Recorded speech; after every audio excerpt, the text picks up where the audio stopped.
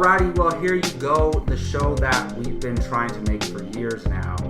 A show where Keith and I are just talking movies, and this show is going to be called Bartley Barnes. If you don't know, I'm Jacob Bartley. This is Keith Barnes. We just love talking movies. We are a part of the Apocalypse Movies team on YouTube. Go subscribe there if you have not yet. But we just wanted to bring something more longer format, more discussion format, podcast, radio style. We just want to talk movies. And while this show may adapt and change into something completely different, we're just going to take a crack at it and start with something new. So this is going to be the first episode of what we are calling Bartley and Barnes. And basically, it's just a discussion movie show. What's going on, Keith? You excited to do this, man? I'm here. I'm excited. I'm ready to go. Jake Berlin's here, too. Jake Berlin in the audience. You guys know him from Apocalypse if you follow that YouTube channel.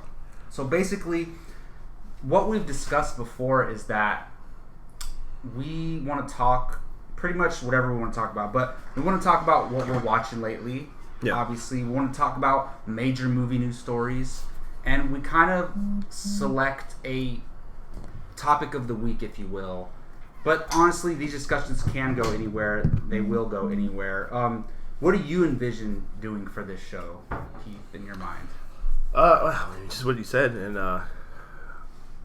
just a little more loose, a little more, a little less. I don't know how to say, but like I said, a little more relaxed. It'd be just as informative as everything else we do, but it's less structured. We're just kind of winging it. There you go. Yeah. I always, and this is not this yet, but maybe in the future, I always want to do morning radio show style. That's what I wanted it to be. Yeah.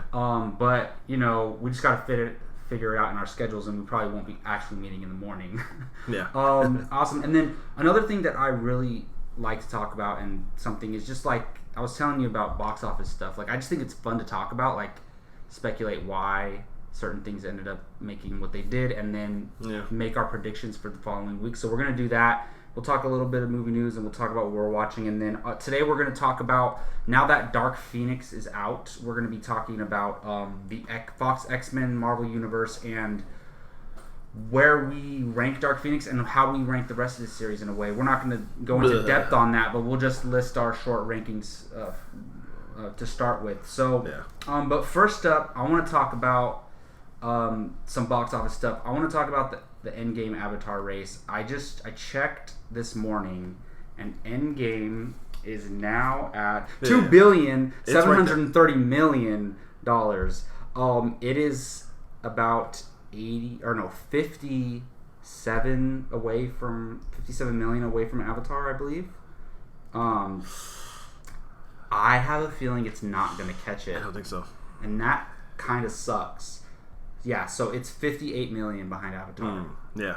And that's a lot of money to make up this far in the game. At this point, yeah. Because everyone's who's going to see it has seen it. Do you think it's going to catch it? So no, it's not. I don't think it will. There's not enough of enough of us who've seen it multiple times. Look, and even I've only seen it just the 2 times during opening weekend, and I haven't seen it since.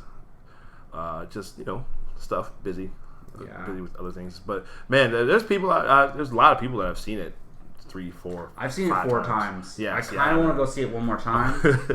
I do too. I'm that's trying. The thing. There's so many other movies out. Right.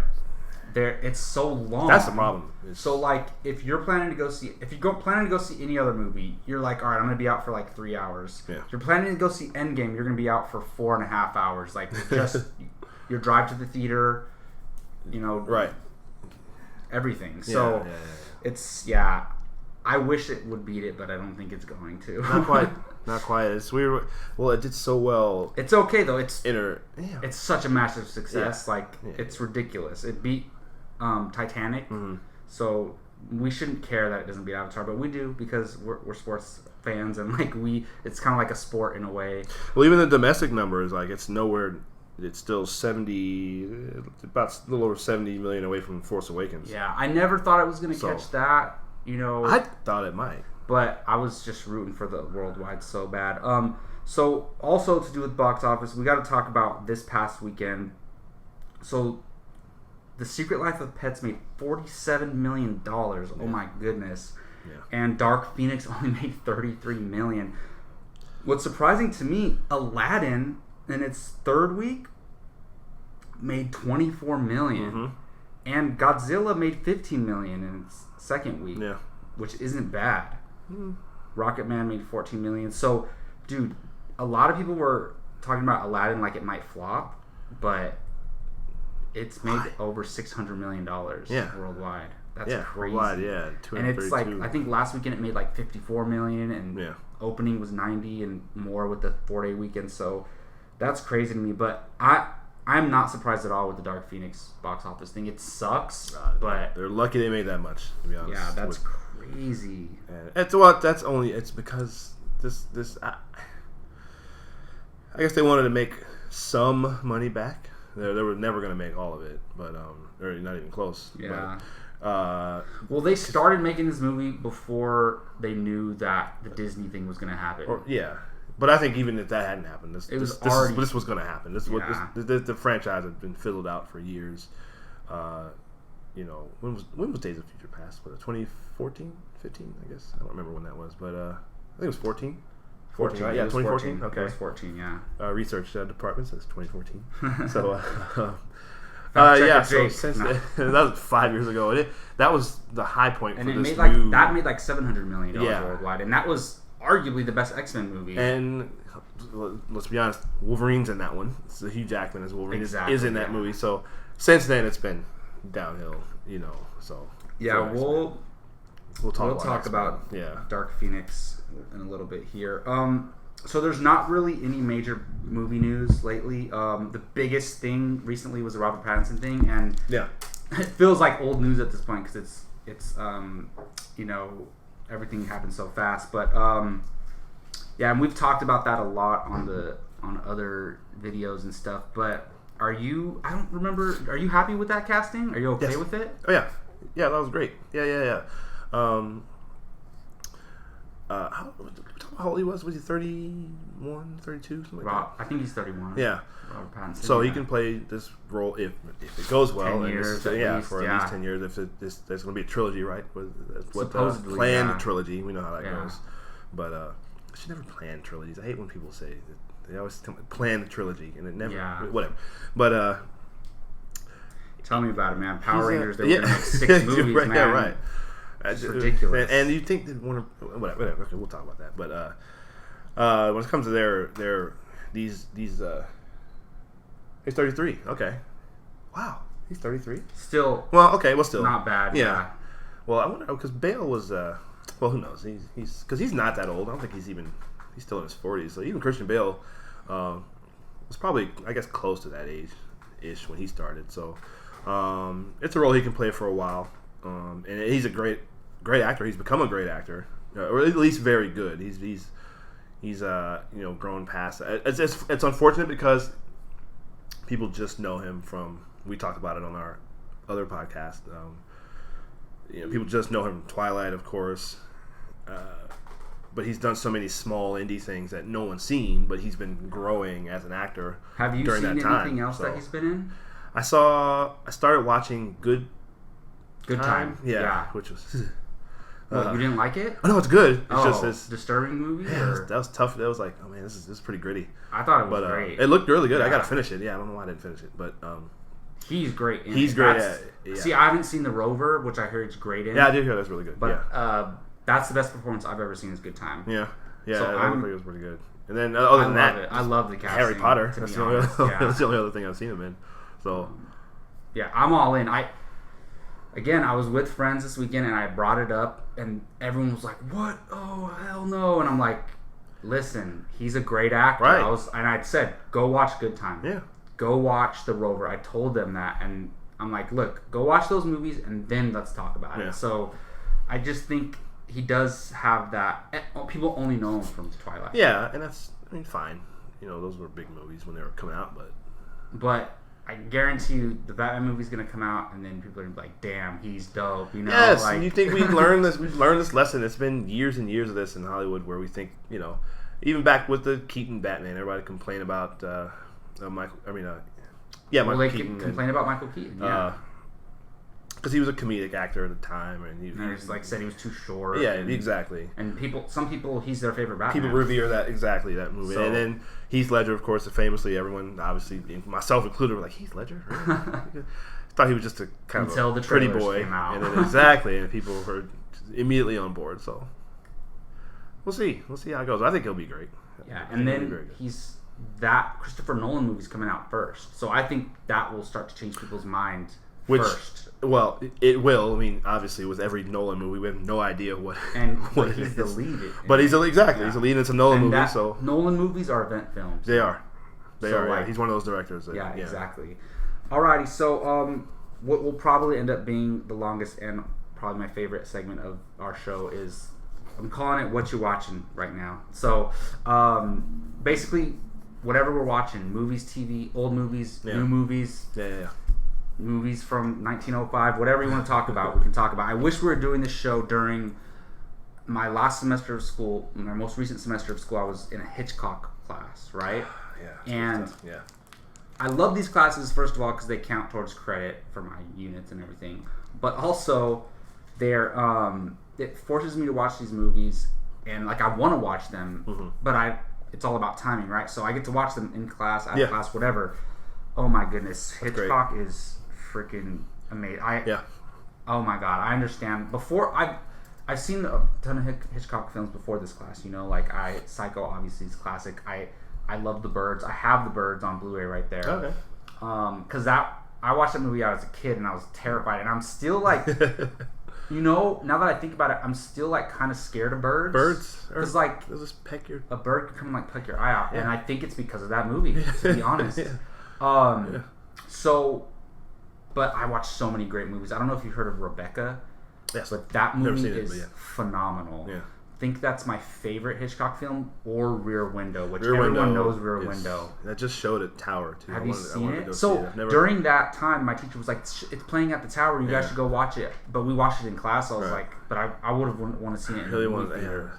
wanted to go see. You haven't seen it? No, I've never sat and watched the whole thing. Dude, like if I had to tell you one movie to go watch, it would probably be Rear Window. Yeah. And North by Northwest is great. There's so many great. He's done so many movies. It's weird. I just watched last year. I watched To Catch a Thief. Oh yeah, which is really good. That, I like that. That's not one that we watched. But yeah, like I said, I could have talked about every movie each week if we did. But I think Rebecca and Rear Window, like, if I rewatch them a few times, they're gonna be some of my favorite movies ever. Mm-hmm. But what have you been watching lately? I just watched. I started watching The Meg last night on HBO. So that's funny. I was just listening to somebody talk about The Meg, and it made over $500 million at the box office. They're making a sequel. That blows me away. They're making a sequel, and it's not good. No. It's fun. Honestly, it's fun, but it's not good. Let's turn it off. You didn't see the end? No. It's... it wasn't so bad. It's just you didn't want to see Jason Statham straight up fight the shark at the end? I love Jason Statham. I love him. But too. No, I couldn't sit and watch that whole thing. I don't blame you. But we're getting a sequel though. Yeah, and I know the. Can we spoil it? I know the twist is. It's been out for like spoiler, over right? 6 Spoiler months. Sure, that there's 2 of them apparently. There's another one. There's Oh, is that? They killed the one, and so then long ago. They killed the one, and there was a second one. Yeah, I think the other one was just a really big shark or something. Yeah, and there was an even bigger one. And it wasn't actually the Meg. That wasn't the Meg. Yeah, exactly. Yeah. That's so. I just went and looked it up. What is this movie about? And Dwight from The Office is, I guess, as always, some evil corporate guy who wants to weaponize it somehow or whatever. I don't even know. Who knows? But so I started watching that. But there's 2 shows that I started watching. One of them I've stopped and I couldn't pick it back up, and it is The Americans. Started watching that on FX, and I'm getting some disapproval. I'm getting some disapproval for that. I don't know. So you don't like that show? I love that show. Well, he's okay. Mad here's the thing. Not watching it anymore. I started season 2. I got all the way through season 1. I started season 2. See, here's the thing. Those 2 characters. It's interesting. I want them to get caught. Did you finish it?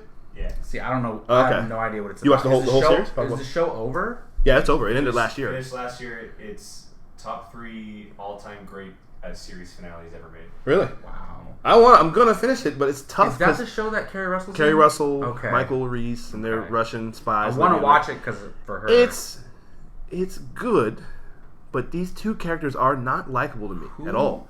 One I don't find them likable at all. Doing something else now that people are excited about. Forget what it was. I'm curious. I don't know. I forget what it was, but the producer of The Americans is working on something that like people were skeptical about, but that they're attached. They're excited, but I can't remember. Well, it's a good show. I like the early late 70s, early 80s setting. So you've given up on it? No. I stopped watching it because I started watching another show, which I'll talk about in a second. But I'm having a tough time getting behind. Like, they really seem like they really want you to get the stuff that they're going through is. It's interesting stuff. It's relatable, but at the same time, it's like you guys are spies, Russian spies. You're doing horrible things. Like I can't quite get behind them. And they're the main character. Yeah, they are. Okay. So it's like I can't.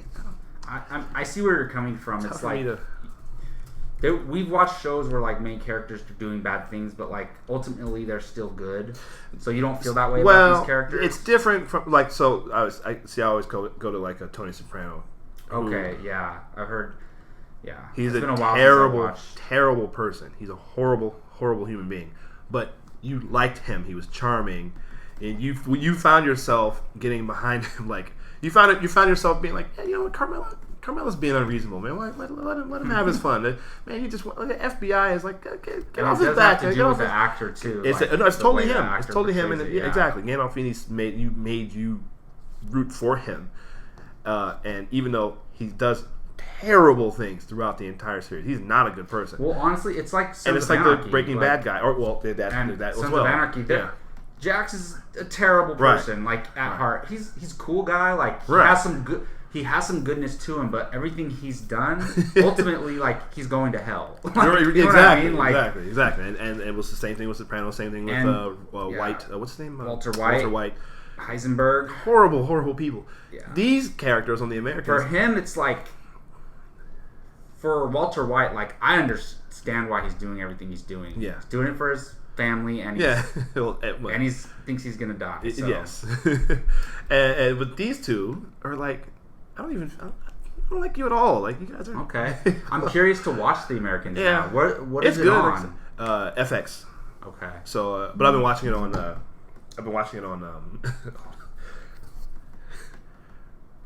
Okay, really. Okay, so they're developing the Cassian Andor series. That's what it was. Is that on the... And that's going to be on the streaming service, right? And that show's supposed to be a spy thriller, so... Oh, well, that would be great. If it's anything like... If it's shot or presented anything like The Americans, that would be great. That's what I'm saying. Like, I don't watch The Americans, so I don't know, but a lot of people are like, I don't really want a Cassian Andor series, but the guy from The Americans is doing it, and this is...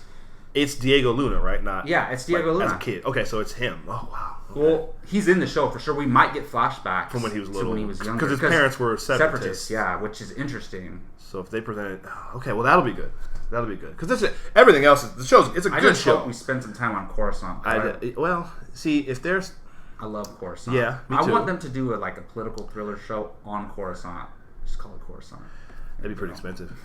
Because Coruscant is it's a big old city. It's my favorite planet in Star Wars. Yeah. Well, yeah, because it's not desert or ice. I know. So maybe that's why. It's the one where I'd want to be.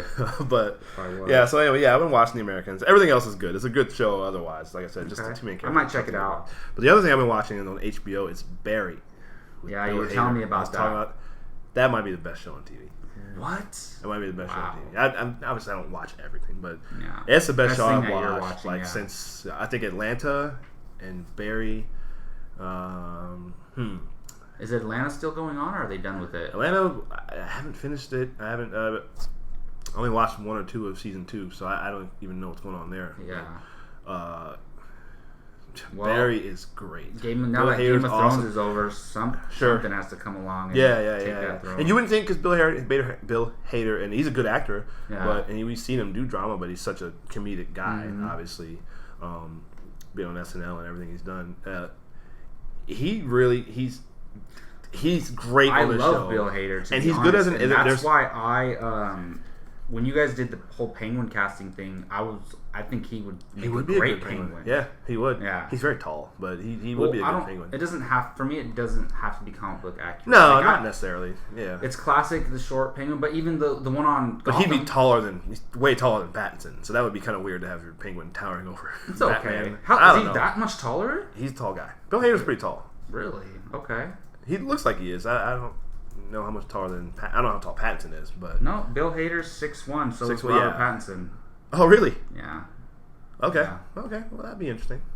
It'd be interesting to see them face off. But yeah, so, and he nails. He does the action. There's action on the show. Yeah. No, yeah, I'm gonna check that out. It's really. Speaking of HBO, so I'll probably watch Barry after I'm done with this. But I just started Big Little Lies, and that I've been wanting to watch that show because the cast is freaking amazing. Yeah.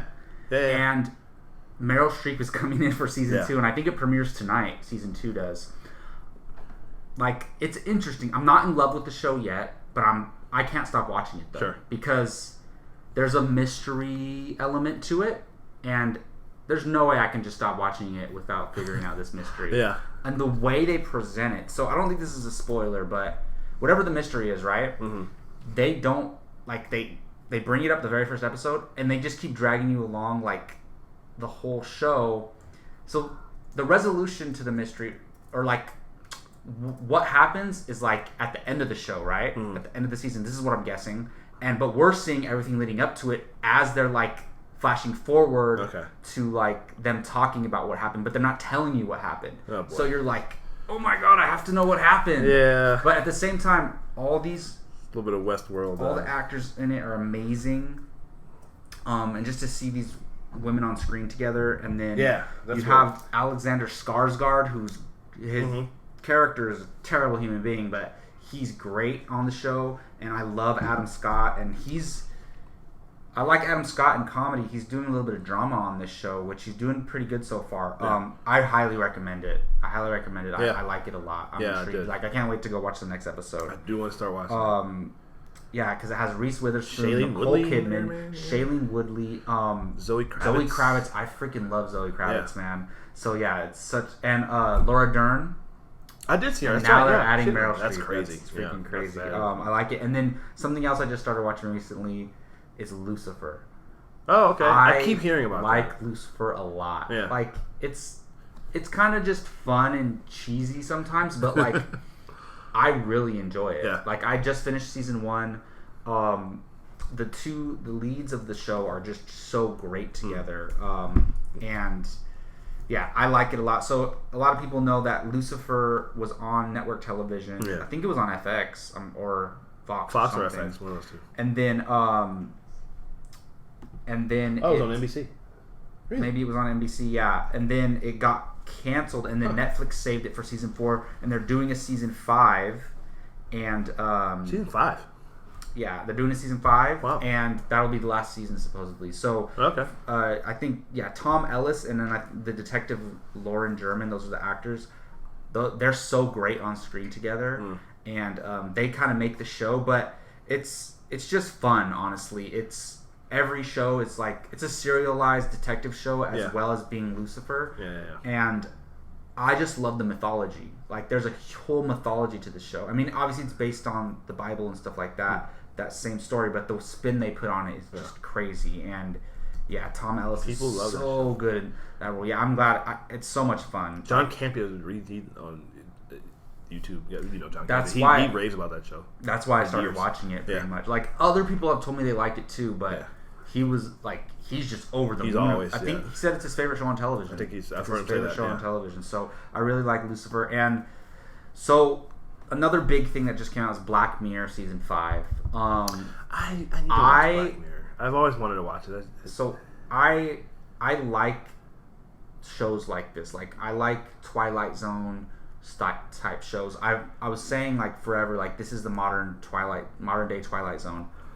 I love seasons 1 through 3. Like, just right up my alley kind of stuff that I love. Like, just love it. Season 4 I was split on. It was okay. Really liked some episodes, really disliked some episodes. This season was... Alright, first of all, it's only 3 episodes, right?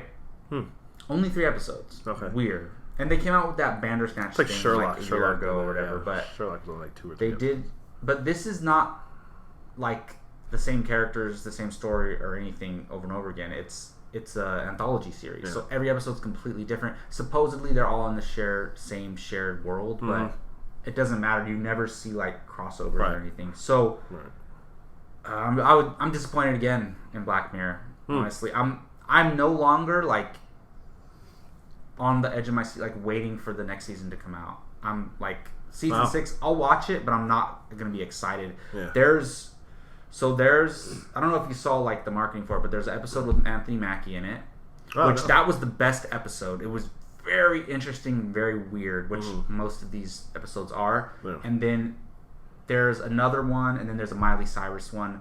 I like Miley Cyrus, but that episode was just terrible. Oh my goodness, it was just laughable. And the middle one was okay, more traditional, like Black Mirror stuff. But so the Anthony Mackie one, I don't want to spoil too much, but they showed in the trailers where like, so him and his college friend, they used to play this video game called Striking Vipers. It's like Mortal Kombat or Street Fighter or whatever, right? And they played the old school systems. And then it fast forwards to like 11 years later, and they're past our time. They're like, it's like 2025 or something like that. Yeah. I forget the exact year, but they're in the near future where there's a VR system. Now they have Striking Vipers X, and it's VR, and all you do is put this little tab on your head, and you just fall back on the couch, and your eyes go blue. Right. And it's like, I don't ever want to do that. But so basically, then they're in the VR, and like you get down there, and they're like friends, but they don't hang out anymore. But he came to see him for his birthday, gave him it as a gift, and then they both log on later that night, and then they're both like it's so realistic, like they become those characters. And like, I don't know if you know who Ludi Lin is, but he was the Black Power Ranger in the Power Rangers movie, the Asian actor. Okay, yeah. He was an Aquaman. He was also an Aquaman, but he was one of the guys that you didn't see like he was in the outfit. He was like the main one that was always like catching up to them. So he plays the avatar that Anthony Mackie goes into, and it's just gets so weird from there because you can do anything in this. When you're in there, you can just walk up to the side and like go sit under a tree, right? And then he's the guy, and then his friend is playing a girl character, and it just gets weird. It gets so weird. Yeah. But it was actually that was the best episode, though. It was a little bit uncomfortable to watch, but overall it was a really good episode. So the thing with Black Mirror, you can go just watch one episode if you want, and you don't have to watch the other one. So I recommend Striking Vipers. The other one, there was a middle one, which was actually pretty good, but still disappointing overall. And then the Miley Cyrus one was just, I don't want to watch it again. But I also saw Aladdin again this week, which you still haven't seen. I'm very disappointed. No. You got to watch Aladdin, man. I loved Aladdin even more the second time. Okay. Like it's up there for me. Like I think it's in my top 5 movies of the year. People are so surprised that it's as good as it is. Which, well, I don't know if it's because of... I didn't love the trailers, so... A lot of people were... But I like a lot of Guy Ritchie films, so... Yeah. I really appreciate it. I wonder if that's the thing, that if it's because of Guy Ritchie that... Because I thought it was an odd... I was excited to see this, but it was like, Guy Ritchie? Why is Guy Ritchie directing Aladdin? Yeah. Well, it's getting... it's not getting rave reviews, but it's getting good enough reviews, and it's made over $600 million. Yeah. It's a success. I knew it was weird because, $90 million is a huge opening, or $120 for the 4-day weekend is a huge opening. But I was like, man, I feel like Aladdin should make more, and it finally is because it's staying so strong word of mouth at is the box starting office. I just remembered I watched 2 the other day on HBO also. Bad Times at the El Royale. I didn't see that. I still haven't seen it. Jake's over there shaking his head at me in his mind. Trying to... Still haven't seen it. It's a good movie. It's a little slow paced for a lot of it, but once it picks up, it gets going. I want to watch it. Is it on anything now? It's on HBO. Oh, okay. Yeah. I'll check it out. So it's good. It's very, very good. I really like the actress. The singer. I don't remember her name. She's not known, I don't think, but I don't think I've seen her or anything else. But the cast is awesome. Dakota, what's her name? Johnson. 50 Shades of Grey. Johnson. Yeah, she's awesome in it. Is she? I heard that actually. Really good. I heard that she's good in it. She's really, really good at it. And John Hamm is always great, and Jeff Bridges is great. The actress name getting from I heard Cynthia Jeff Bridges is amazing. He is.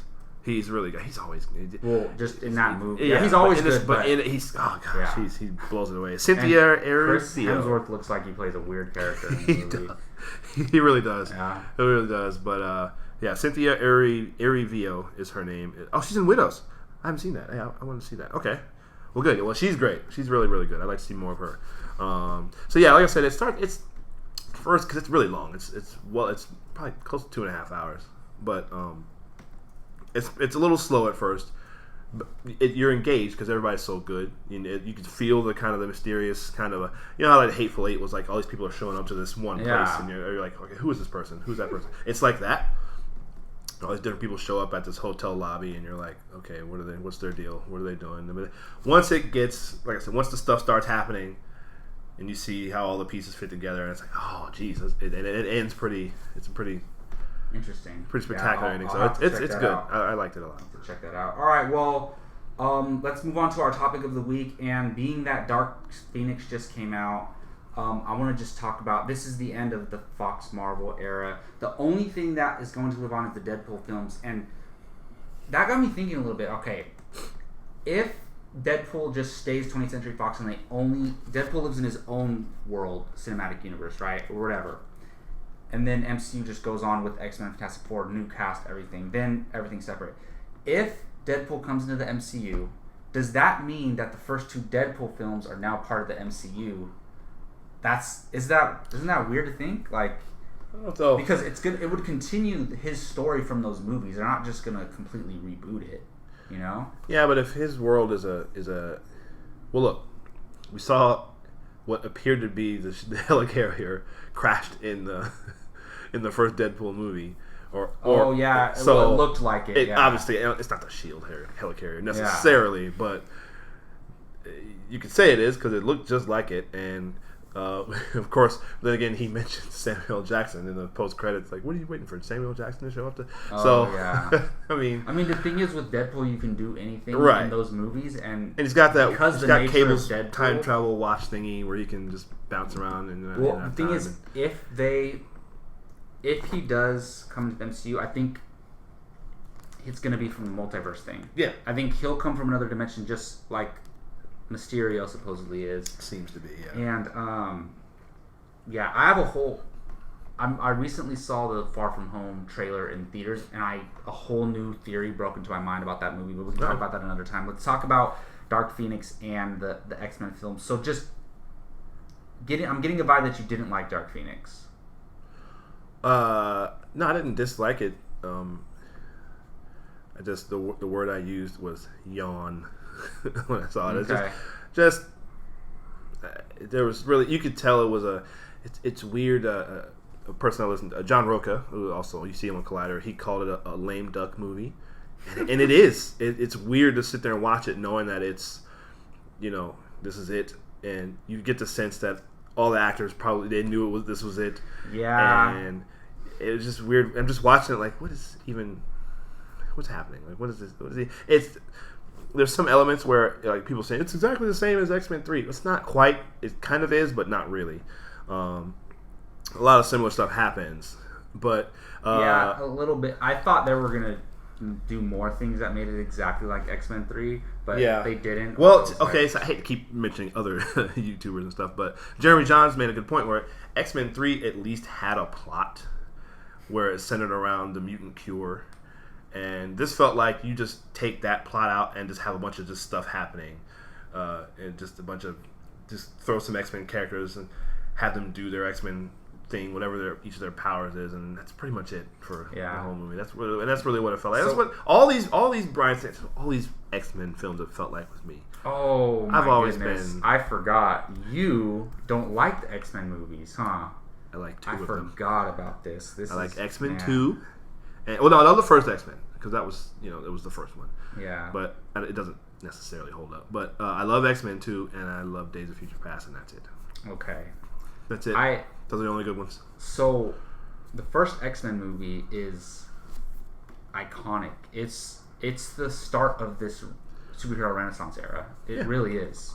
Yeah. And I love it. And we'll talk about the rankings, but I love the X-Men series overall, but obviously there's some bad movies in there. But there's more good movies than bad, in my opinion. There's way more good movies than bad. Oh, I disagree. There's 8 good movies. If we're talking, and 4 bad ones. Well, if you're including, I'm including the Wolverine films movies, and the Deadpool movies. Yeah. I'm talking about this whole universe. Well, of course. Because in that sense, yes. You don't leave some out when you talk about the MCU. This is all the same thing. Well, but we're talking this whole thing that is basically. But if you're talking strictly the X-Men movies, Bryan Singer verse, because that's what this is, because it started with the Bryan Singer. So, and in that sense, no, I think it's 50-50 at best is what I've called it. It's you get a good one and you get a bad one. Continuity's all insane, and it's just. Yeah, I see what you're saying. So, all right, so then I ranked these as with everything, with all the Wolverine films and the Deadpool movies in it. And so first of all, I didn't hate Dark Phoenix. I went in with very low expectations, and it's weird. Just like I feel like fans and even the people creating the movie, I don't think they were invested because they knew it was the end. Yeah. And I know they started creating it before the deal happened and everything like that. But the thing is, they knew it was like this wasn't going to continue. So it's like you can't do all these things. Like when you saw First Class, right? Like I really like First Class. They were setting things up, and like you knew. You were invested in the characters because you knew most likely you're going to see them again. And then saying like Days of Future Past is amazing, and you like Days of Future Past, you're like, this is part of this cinematic universe, like with Deadpool and all this, and it's like, yes, like you're invested, but nobody's invested in Dark Phoenix because it's over. So it kind of sucks. I think that's part of the reason too why it's failing, because people are like, who cares? I don't want to watch this movie. It's the end, and they're going to be at Marvel, you know. And if you look at the marketing, look at the trailers and TV spots, they all look the same. All the last 3 it looks like the same stuff with just different villains. It looks like Apocalypse in Days of Future Past. Now you take out Wolverine and just look at the marketing. It all looks the same. I'm not negative on you with this. I loved this whole film series, but I don't think Dark Phoenix is bad at all. I don't think it's bad. I think Dark Phoenix is better than X-Men Origins Wolverine. It's better than X-Men Apocalypse. It's a low bar. And it's better than X-Men The Last Stand. But then that's where... So I don't know if it's better than The Last Stand, to be honest. So I have X-Men Origins last. Then I have Apocalypse I put that last. at 11. So there's 12 movies. I have X-Men The Last Stand at number 10. I have Dark Phoenix at number 9. Right. I have Deadpool 2 at number 8. I have The Wolverine at number 7. I like The Wolverine. I have X-Men First Class at number 6.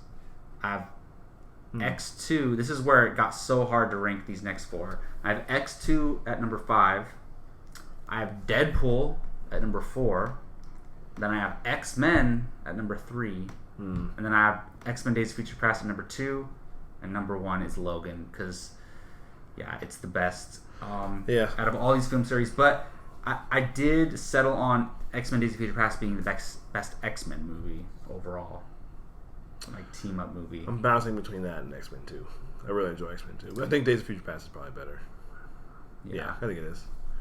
But do you think Logan's the best film overall out of all of course, them? that's not even. I wouldn't even count. I wouldn't even count Logan because it's too good. It transcends. These movies. Yeah. So, well, I would certainly rank. Like I said, I guess Days of Future Past will be my top one, and not counting Logan, will be my top one, and then probably X-Men 2. So those, for me, because I have X1 like high probably up X-Men there. 1. I'd probably put that at 3. Where do you rank Deadpool in these? Don't think. You know what? Scratch that. Deadpool. That'd be my number 3. Then X-Men. Okay. 1. X-Men 1. After that. Well, you don't really like the rest, huh? Yeah. I like Deadpool too. Yeah. I enjoy that. I would have that a little bit higher. But after that, First Class is fine. Well, you have the Wolverine. You said you like the Wolverine. Oh, the Wolverine. You like the Wolverine more than First Class. Yes. I think I do. Yeah, Wolverine's good. I don't know why people just a bad ending. That just like it's bad. Right? No, I think it's very good. And just and if you do want to count that ending, it's only like 20 minutes of the movie. Yeah, that's why. Which I didn't even mind it that much. Whatever. It made it feel like a comic book movie. Yeah, it wasn't. I'm not saying it was good. It was dumb, but and the lizard lady was whatever. And then it's stupid, but But other than it's a good movie, very good movie. But see, again, that's one of the problems. Well, exactly. That scene was incredible.